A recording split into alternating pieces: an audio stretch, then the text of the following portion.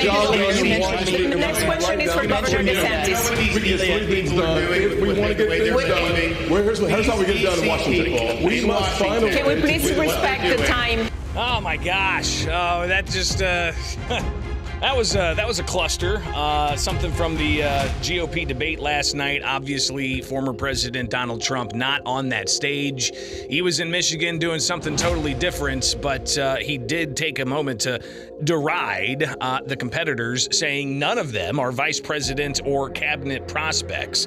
That's interesting. So you've got a lot of personalities on that stage last night. Welcome back, Springfield's Morning News.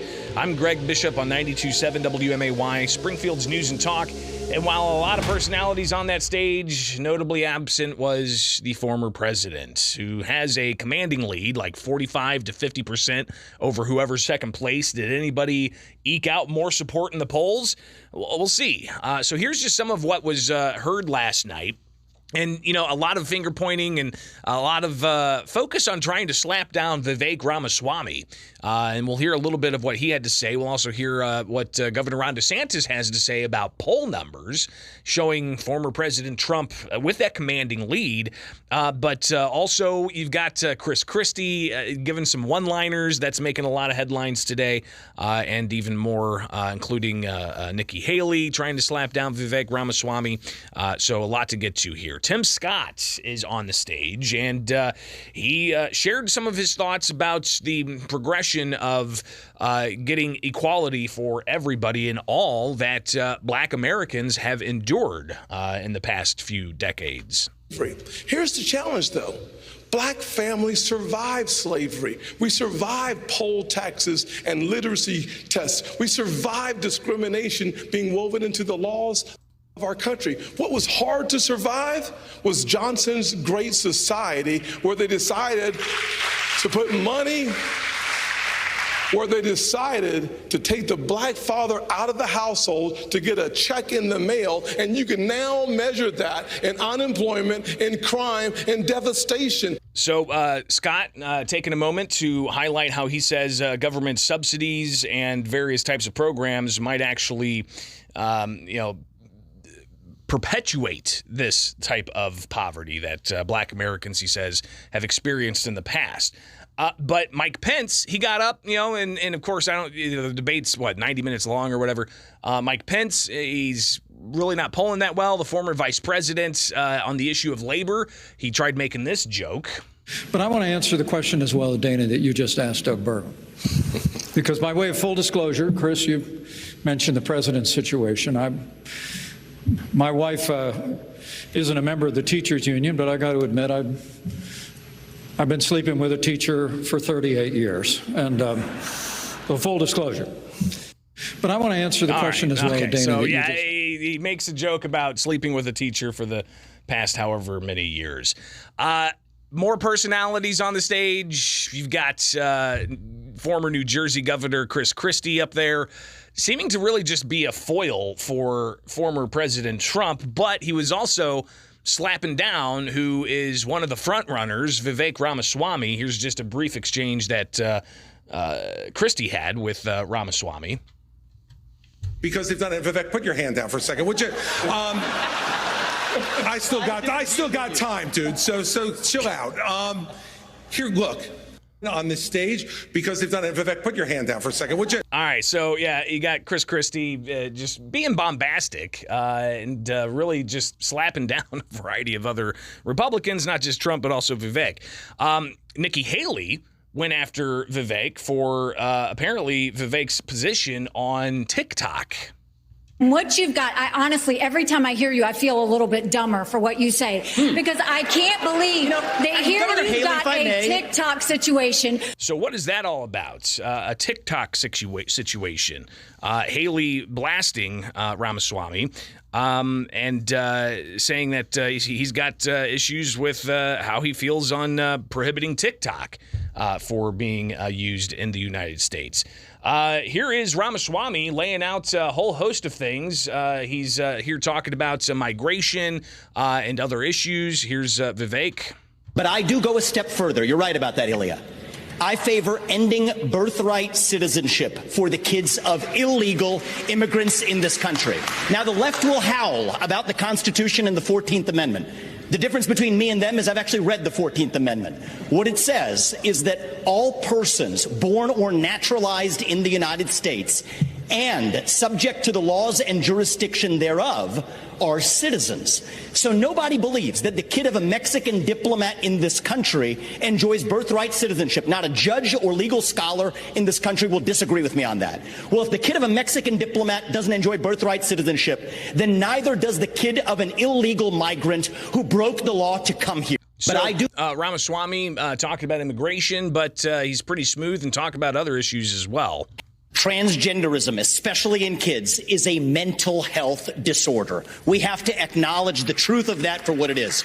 I met two young women early in this campaign. Specifically on parental rights in schools. Parents have the right to know. And you know what the hypocrisy of this is? Even New Hampshire failed to actually get past a piece of legislation here. The very people who say that this increases the risk of suicide are also the ones saying that parents don't have the right to know about that increased risk of suicide. And I'm sorry, it is not compassionate to affirm a kid's confusion. That is not compassion, that is cruelty. Transgenderism. So again, Ramaswamy talking about another hot issue, transgenderism, but a question was posed to the candidates to essentially, pick, if they're on an island, which candidate on the stage is going to be kicked off the island. That question from moderator Dana Perino, as seen on Fox last night.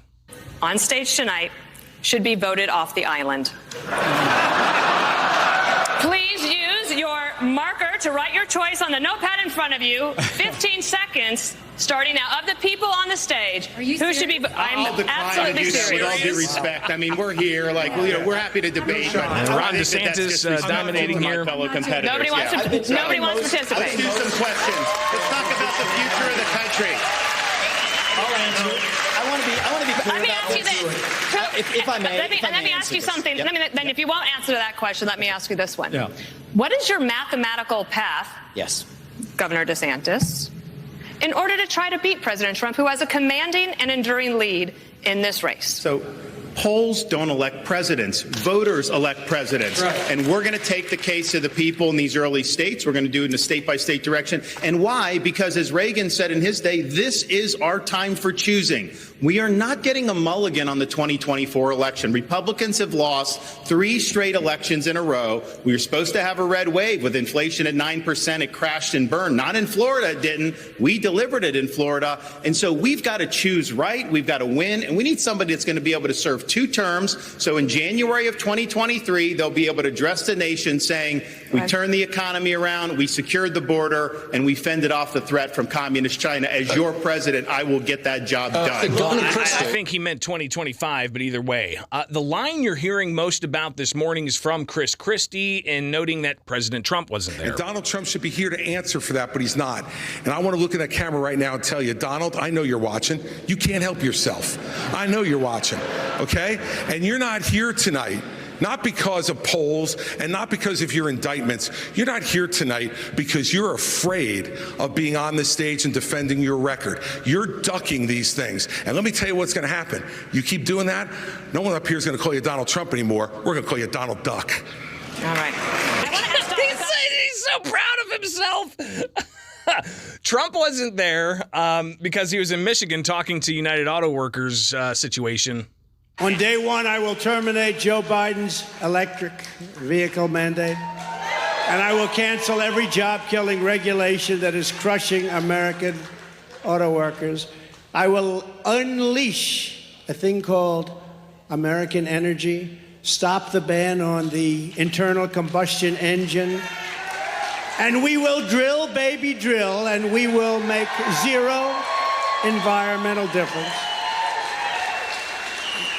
On day one. So again, Trump not at the debate, and it's probably good he missed it because, as we heard right off the offset, the chaos that is. The next question is for Governor DeSantis. If we want to get things done, here's how we get it done in Washington. We must find a way. Can we please respect It's the like time? something out of a South Park episode, quite frankly. But on Twitter, people having fun, sharing a clip from an Adam Sandler movie that's going to wrap us up here. What you just said is one of the most insanely idiotic things I have ever heard.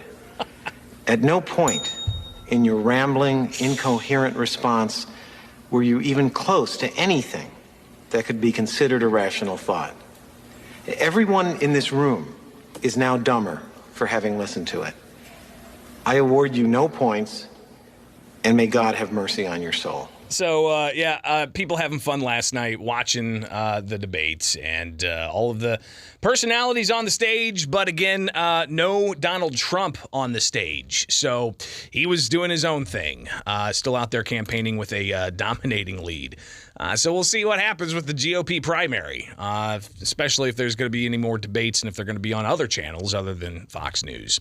All right, it's Springfield's Morning News. I'm Greg Bishop on 92.7 WMAY. Follow me anywhere. Just search Bishop on